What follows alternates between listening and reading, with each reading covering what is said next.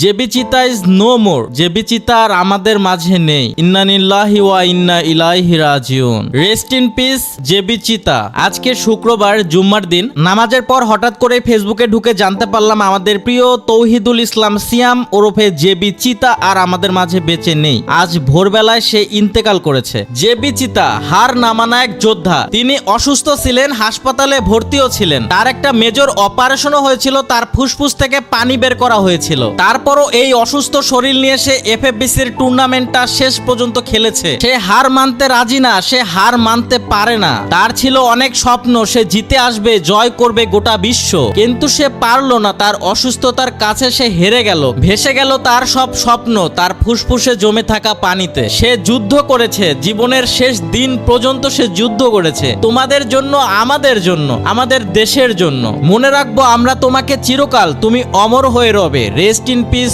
JB চিতা। JB চিতার এমন কি হয়েছিল তার ফুসফুস ছিদ্র করে পানি বের করা হলো। চিতা খুব অসুস্থ। আমি জানতে চাই কি হয়েছে চিতার। তখন তারা বলে চিতার লাঞ্চে অর্থাৎ ফুসফুসে পানি জমে, আর যার কারণে তার গায়ে প্রচন্ড লেভেলের জ্বর এবং তার হাত পা ভীষণ খারাপভাবে ফুলে আছে। আমি কথাটা শোনার পর আতঙ্কিত হয়ে যাই। যখন তার সাথে দেখা করতে যাই, গিয়ে দেখি সে বিছানায় শুয়ে আছে একটা কম্বল মুড়ি দিয়ে। তার কপালে আমি হাত দিলাম, হাত দিয়ে দেখি তার শরীরে প্রচন্ড পরিমাণে জ্বর। তাকে আমি জিজ্ঞেস করি, ভাই তোমার কি হয়েছে? তখন সে বলে হাসতে হাসতে, ভাই কিছুই হয় নাই, জাস্ট এখানে একটা ছিদ্র করছে আমার পিঠে, ফুসফুস থেকে পানি বের করছে। আমি বললাম হোয়াট? জাস্ট একটা ছিদ্র করছে আর তোমার পিঠ থেকে পানি বের করছে, মানেটা কি? তোমার কি হয়েছে? বলে ভাই আমার এখানে পানি জমছে।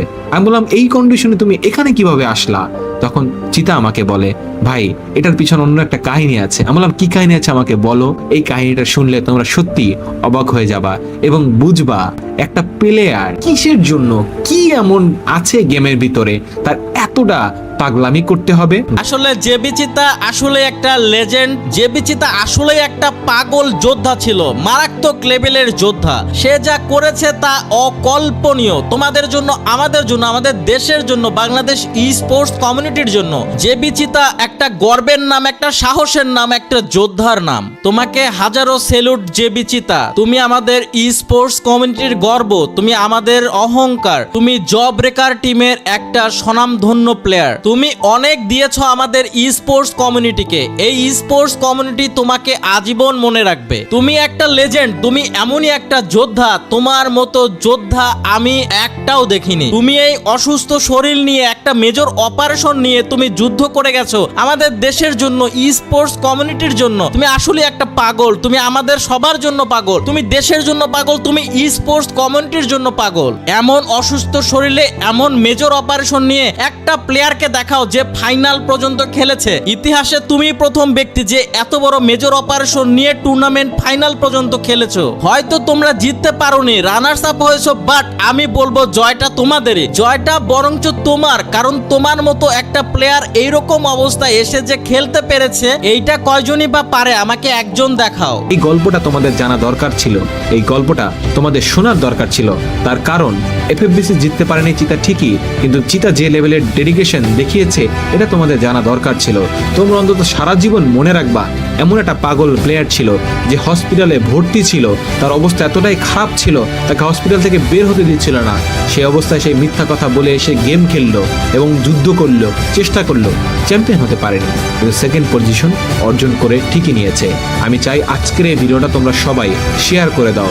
হয়তো একদিন চিতা চ্যাম্পিয়ন হবে, হয়তো একদিন জব ব্রেকার্স চ্যাম্পিয়ন হবে, কিন্তু তাদের এই গল্পটা হয়তো কোনোদিনও বলা হতো না। এই ছিল আজকের ভিডিওটা।